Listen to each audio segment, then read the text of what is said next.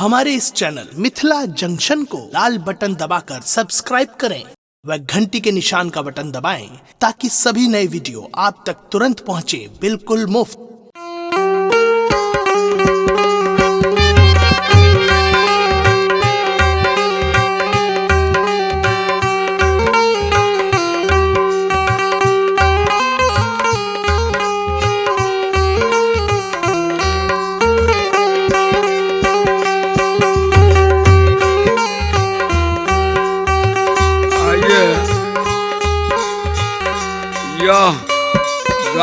हमने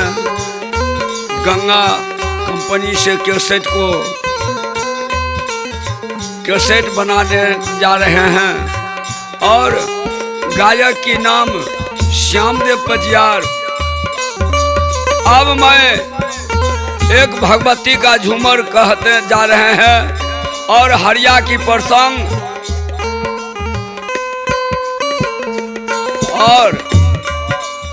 पहले माँ की झूमर, माँ भगवती की पहले झूमर, तब लोक कथा भगत यह शुरुआत होगा। धान की जय।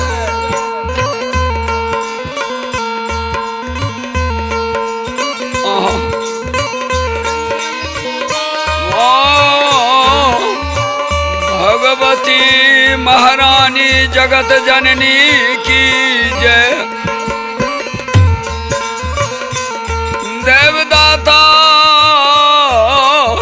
धर्मराज भगवान की जय। पवन सोत हनुमान की। एक बार बोलिए अपन अपन सदगुरु महाराज।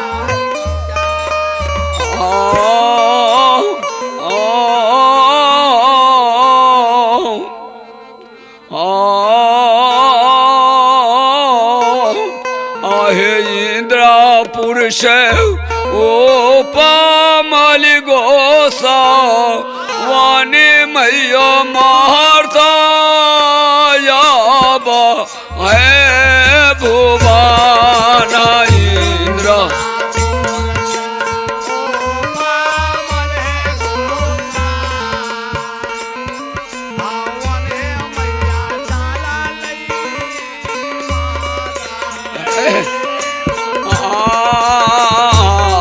है ये आधा पाला है गोसा अवन मैया धापा दोसारा ये।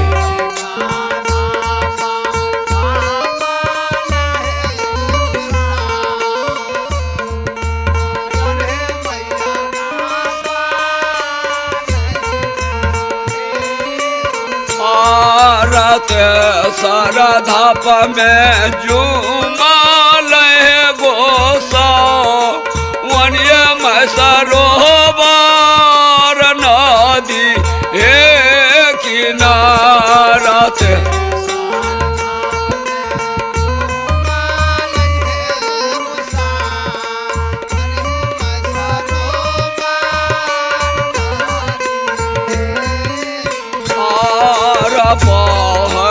पोरो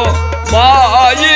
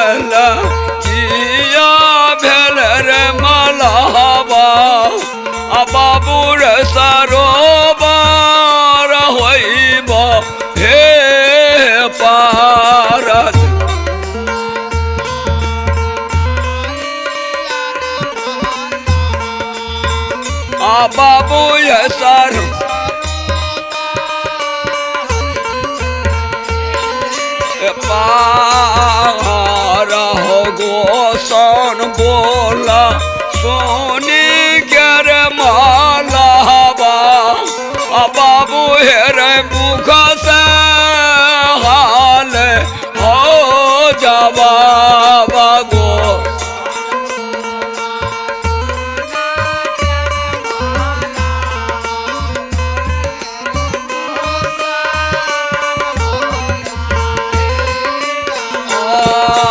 टोटाले में नाइया है भगवती है मैया टूटल पातू हे बारा टू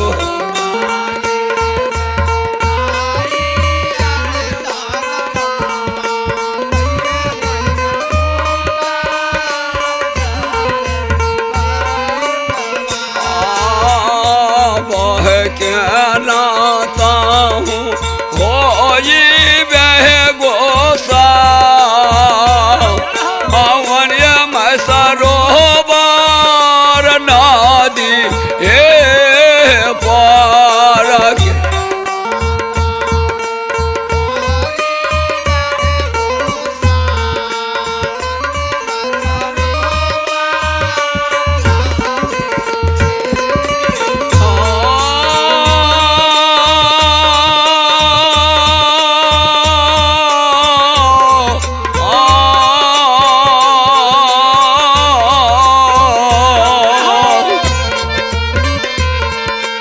मल्हा के बोलो सुनैया माँ भगवती है मल्हा के मुख में जवाब क्या रहलिया आजो राबो में नैया रे झिमला आ बाबू हेरे जोर आ तोहर सुगा पतु बालिया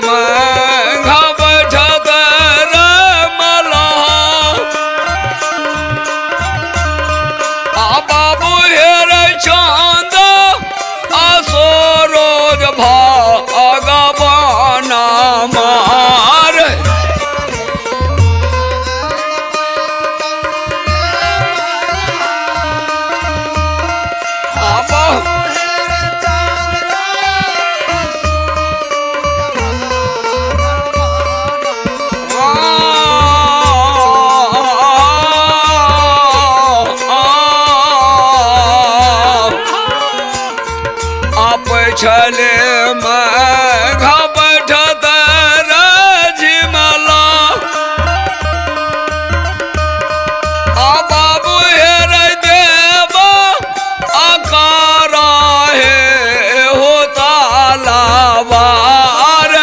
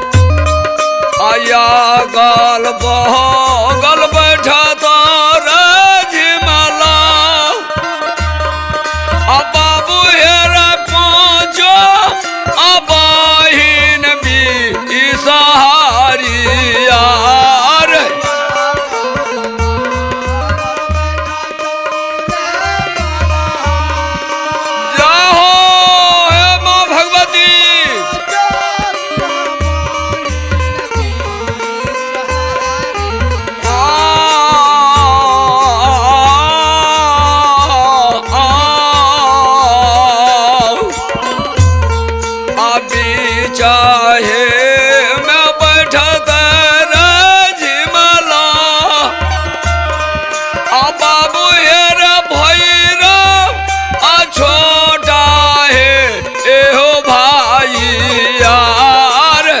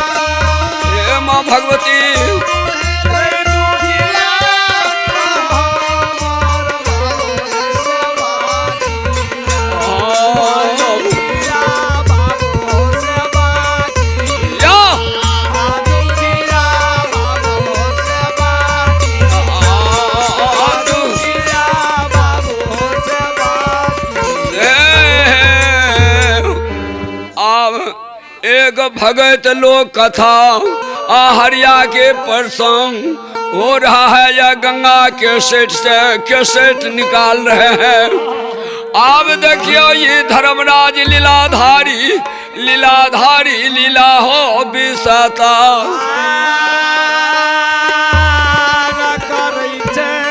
कहल गए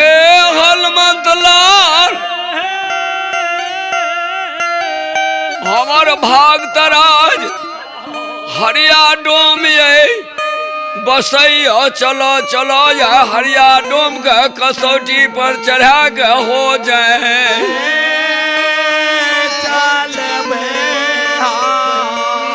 कहल के महावीर जी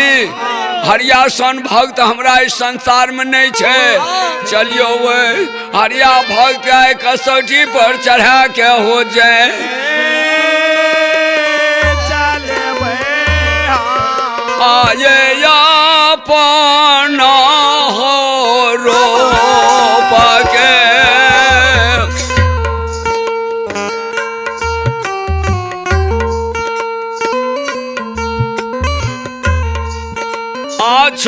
छोड़ियो धर्मराज बाबा आधारैया त ब्राह्मण के आबे सारो।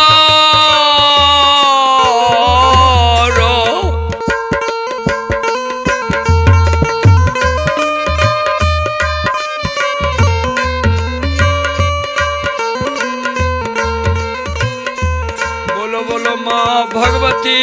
महारानी जगत जननी की जय। देवदाता धन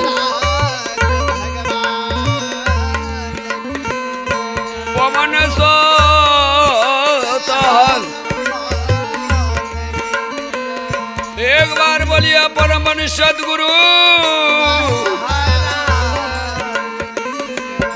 ये धर्मराज दयालु भगवान अपना रूप के छोड़ के संत ब्राह्मण के रूप का धारण क्या लिलकैयो आ कहे छे हे महावीर जी चलियो चलियो पुनीतपुर नगर में हमर हरिया डोम भक्तराज बसैयो आय हरिया के कसौटी पर चढ़ा के जांच लेबे आये चलियो ये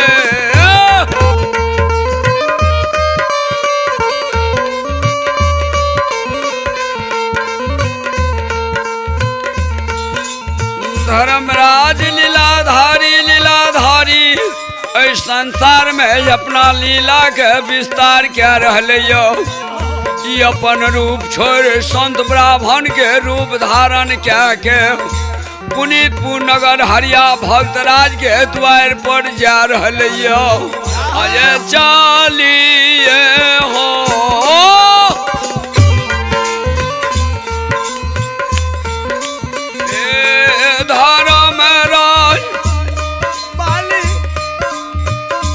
आये चलिए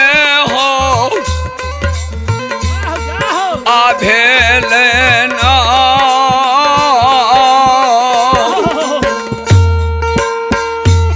आदाता हो निरे जान आरे जाई अपनी दाहे पूरयना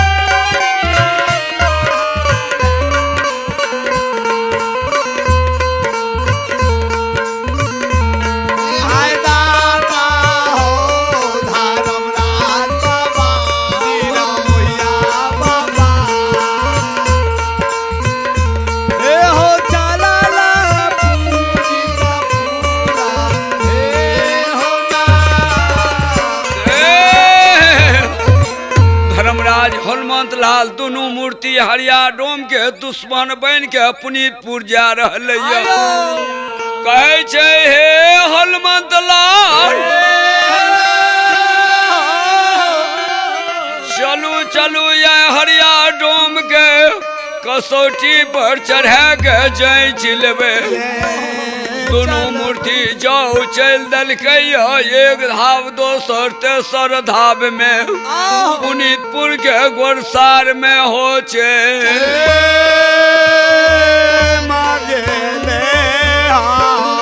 धर्मराज चारों बगल देखैया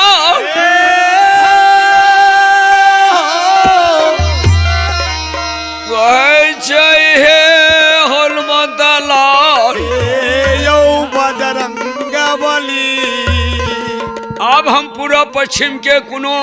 ठौर ठेकाने देखे छे देखियो ककरो से पूछिए जे पुनीतपुर कौन बाट से जेबे तही समय में महावीर जी के ये गाय के गबार पर नजर हो पे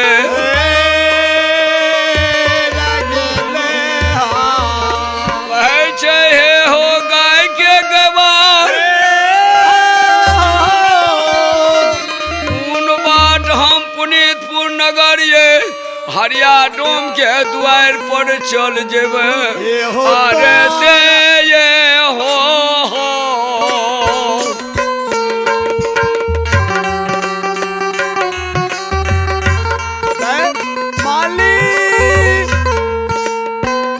धर्मराज बाबा तोहर मालिक महिमा एगो अपार छै आये से ये हो आपटिया ने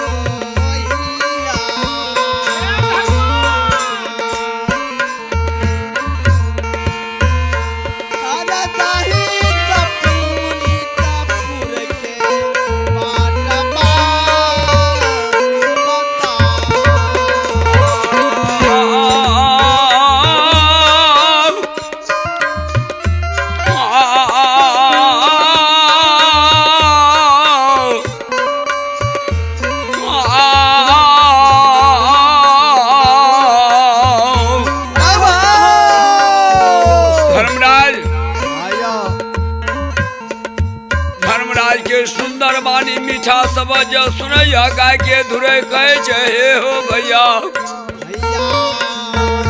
हे संत महात्मा बाबा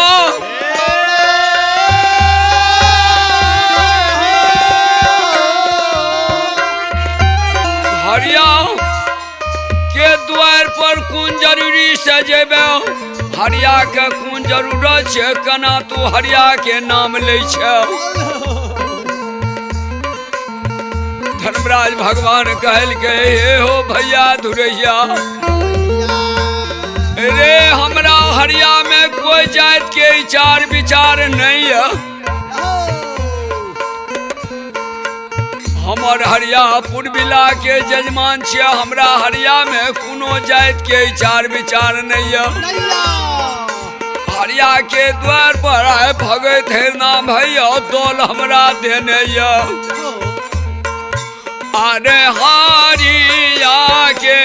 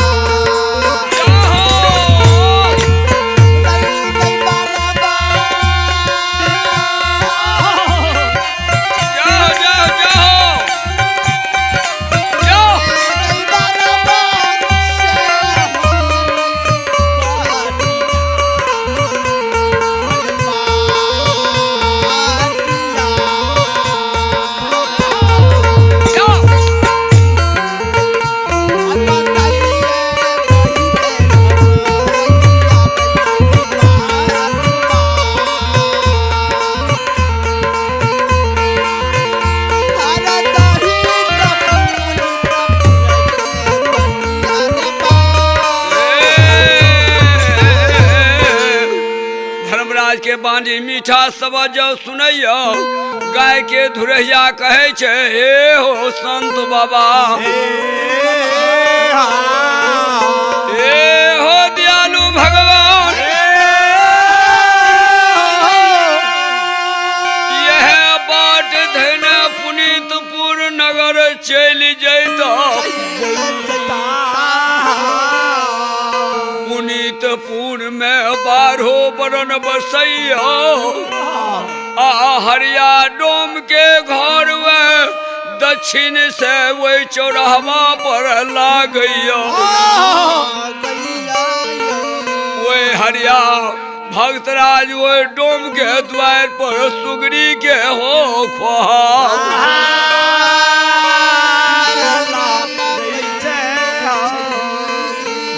भगवान महावीर जी दोनों मूर्ति चल दल के और पुनीत के बाटा हो धे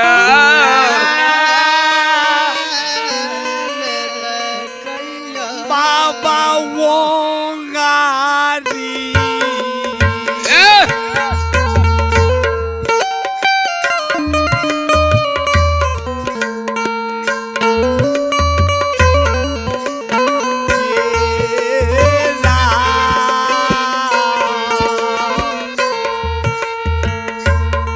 के धुरे योगनी की सरास कहल के बाबा आज बाबा ए हो बाता वही दुलारुआ बाबा के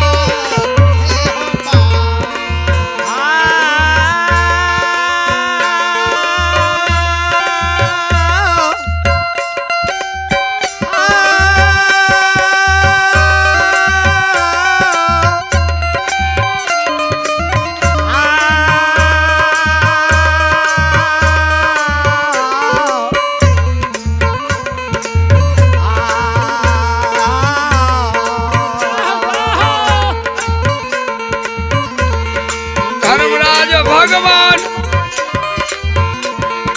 तुरैया के बात सुन के या पुनीत के बार ध्यान ललकै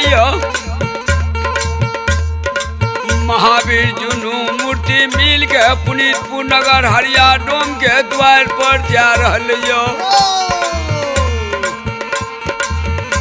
आये तारा बर हो